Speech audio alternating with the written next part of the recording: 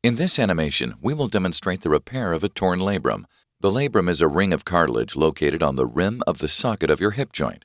It adds stability between the ball and the socket joint and can be torn due to an acute injury or may become degenerative over time.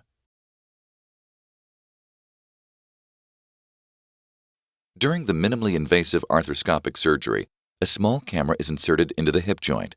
The repair site is prepared, and your surgeon will pass a suture around the labrum.